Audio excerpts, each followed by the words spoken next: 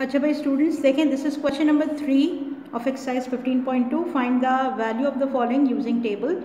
तो काफ़ी सारे टिग्नोमेट्रिक यहाँ पर आपके पास लिखी हुई थी वैल्यूज़, और मैंने क्या किया है, कुछ सेलेक्ट किए हैं इसमें से, ठीक है। और कुछ यानी आपके पास जो टिग्नोमेट्रिक रेशियोज थे कुछ एंगल्स के, उसमें से मैंने कुछ सेलेक्ट किए हैं। आई राइट एयर ऑड नंबर्स मैंने लिखे 1, 3, 5, 7, 11, 9 and 11।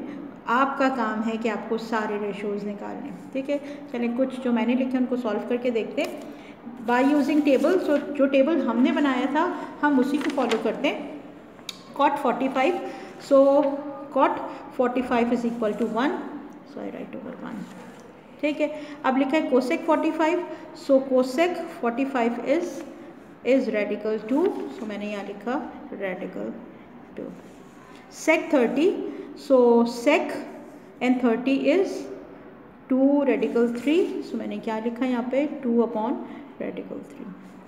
cot 60 degree is 1 upon radical 3, so मैंने यहाँ लिखा 1 upon radical 3, ठीक है। आगे लिखा है कोसेक 60, ठीक है। अब कोसेक 60 को चार्ट से देखते हैं। So cosec 60 degree is 2 upon radical 3, so यहाँ लिख दिया 2 अपॉन रेडिकल 3, ओके। आगे लिखा हुआ है कॉस 45 डिग्री, सो चार्ट में से देखा क्या है आपके पास cos 45, so cos 45 is 1 upon radical 2, so 1 upon radical 2, ठीक है। कुछ वैल्यूज़ बस मैंने फिल किए हैं आपको थोड़ा सा रिवाइज कराने के लिए। अब जो रह गई हैं सारी वैल्यूज़ को आप लिखेंगे और फिर अगले क्वेश्चन को हम सॉल्व करते हैं। अच्छा देखिए students, this is question number 4 of exercise 15.2। Find the value of the following. पहली वैल्यू आपके पास लिखी है sine 30 into cosec 30 plus cos 30 into sec 30, ठीक है। सो चार्ट हमने बनाया भी है और आपने क्या किया उसको लर्न भी कर लिया है। So with the help of this chart क्या करते हैं, हम फिल करते हैं इनकी वैल्यूज़ को, ओके। चलिए अब क्या करें, देखो ये आपके पास क्या लिखा हुआ है कि आपके पास लिखा हुआ है sine 30, so sine 30 is equal to 1 upon 2 multiply by cosec 30, so cosec 30 is equal to 2, okay. आगे क्या लिखा हुआ है आपके पास, लिखा हुआ है प्लस का साइन, प्लस लगा दिया मैंने।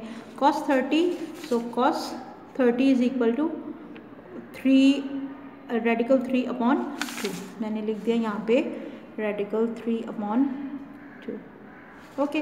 अच्छा आगे लिखा हुआ है सेक 30, सो सेक 30 आपके पास क्या है 2 अपॉन रेडिकल 3 है, मल्टीप्लाई बाय 2 अपॉन रेडिकल 3। सारी वैल्यूज़ को हमने क्या कर दिया, इनपुट कर दिया। चलिए अब सॉल्व करते हैं। आपके पास ये दोनों वैल्यूज़ एक दूसरे से कैंसिल आउट हो गई, सो 1 प्लस, ओके। अच्छा जी, radical 3 and radical 3 will be solved out, 2 and 2 will be solved out, और आपके पास रिजल्टेंट आ गया 1 plus 1 is equal to 2, clear. चलो मूव ऑन, नेक्स्ट अगले सवाल पे चलते हैं। आपके पास लिखा हुआ है cos 60 degree into sine 60 degree plus cosec 60 degree into sec 60 degree. चलो वैल्यूज़ देखते हैं और वैल्यूज़ इनपुट करते हैं। आपके पास लिखा हुआ है cos 60, so cos 60 is equal to 1 upon 2, मैंने लिखा 1 अपॉन 2, और क्या लिखा है इसके बाद आपके पास लिखा है साइन 60, तो देखिए साइन 60 इज रेडिकल 3, ठीक है। देखो दिस इज रेडिकल 3 अपॉन, ये sine 60 is equal to radical 3 upon 2 इसकी वैल्यू है। तो क्या लिखा मैंने यहाँ लिखा मल्टीप्लाई बाय रेडिकल 3 अपॉन 2, फिर प्लस का साइन लगाया। अब कोसेक 60 जो है ना, कोसेक 60 जो है वो 1 अपॉन 2 के बराबर है, ये देखें चार्ट में। कोसेक देखना है हमें, cos 30 is equal to 1 upon 2, okay. So 1 upon 2 over there, and cosec 60 आपको देखना है, मैंने ऊपर वाला देख लिया। This is cosec 60 is 2 upon radical 3, इसको करेक्शन कर लेते हैं, ठीक है। This is 2 upon radical 3। Sec 60 बराबर है 2 के, यहाँ लिख दिया मैंने 2, ओके। चलो अब देखो क्या क्या कैंसिल हो रहा है, तो यहाँ तो कोई भी चीज़ कैंसिल नहीं हो रही है, तो मल्टीप्लाई किया it will be radical 3 upon 2, sorry 2 multiply bye 2 is 4, अगले स्टेप में कर लेते हैं। Plus 2 multiply bye 2 is 4 upon radical 3। ठीक है, आगे यहीं पे सॉल्व करते हैं इस क्वेश्चन को।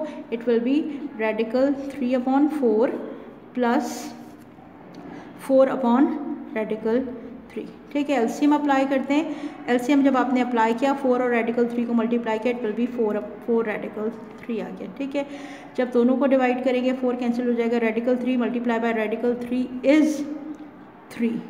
ठीक है, radical 3 and radical 3 will B cancelled out. 4 multiply by 4 is 16। इसका मतलब 16 प्लस 3 आपके पास आ जाएगा 19 अपॉन 4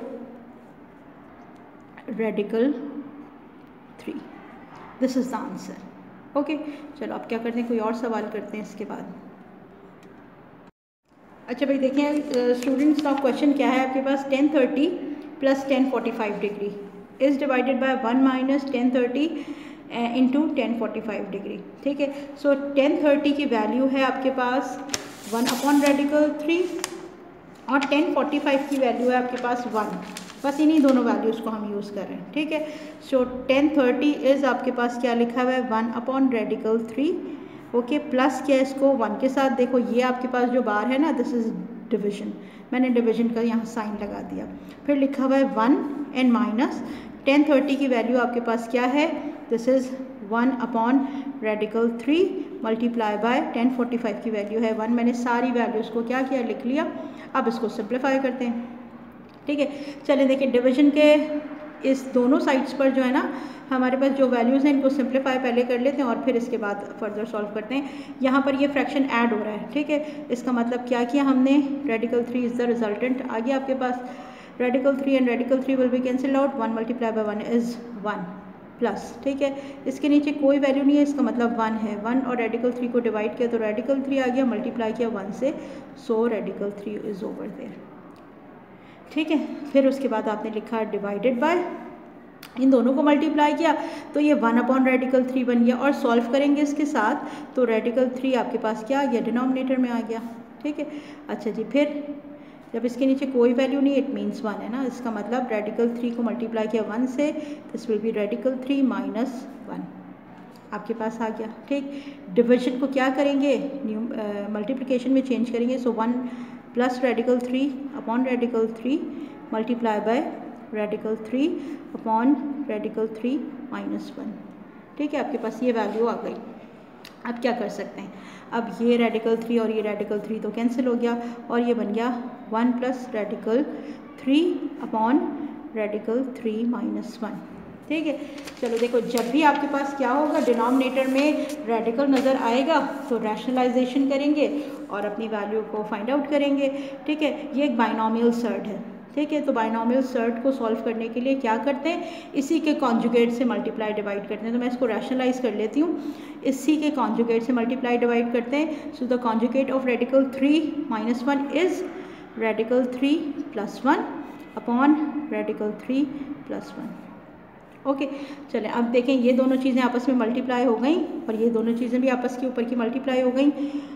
1 प्लस रेडिकल 3 मल्टीप्लाई किससे हो रहा है, अब ये देखो ये लिखा हुआ है रेडिकल 3 प्लस 1, तो दोनों ही चीज़ें पॉजिटिव हैं, जिसको दिल चाहे पहले लिख लें। तो मैंने लिख लिया 1 प्लस रेडिकल 3 डिवाइडेड बाय, ये दोनों चीज़ें भी आपस में मल्टीप्लाई हो रही हैं, इसका मतलब radical 3 whole square minus 1 whole square. ठीक है, ये a माइनस बी है, ये a प्लस बी है, मल्टीप्लाई होकर क्या बना रहे हैं, a square minus B square बना रहे हैं। ये रेडिकल और स्क्वायर तो सिंप्लीफाई हो गया। ठीक है, ये 1 प्लस रेडिकल 3 है, ये भी 1 प्लस रेडिकल 3 है, दोनों आपस में मल्टीप्लाई हो रहे हैं, तो ये बन सकता है 1 plus radical 3 whole square. Okay, और डिनोमिनेटर में आपके पास क्या आ गया, 3 माइनस 1 आ गया। ठीक, अब क्या करते हैं, ये जो ऊपर वाली वैल्यू है ना न्यूमिनेटर की, यहाँ फार्मूला अप्लाई करते हैं। कौन सा formula, this is a plus B whole square is equal to a square plus 2ab प्लस b स्क्वायर। ठीक है, तो ये जो आपके पास वैल्यू है ये क्या बन गई, ये बन गई 1 यानी a स्क्वायर प्लस 2ab का मतलब 2 multiply by 1 multiply bye radical 3 is 2 radical 3। ठीक है, अच्छा प्लस b स्क्वायर का मतलब radical 3 multiply by radical 3 is 3 divided by 2। Okay, आपके पास ये सारी चीज़ें आ गई। अब क्या किया हमने, इस 3 और 1 को तो ऐड कर सकते हैं, तो हमने आगे सॉल्व किया, हमने लिखा 4 + 2 रेडिकल 3/2।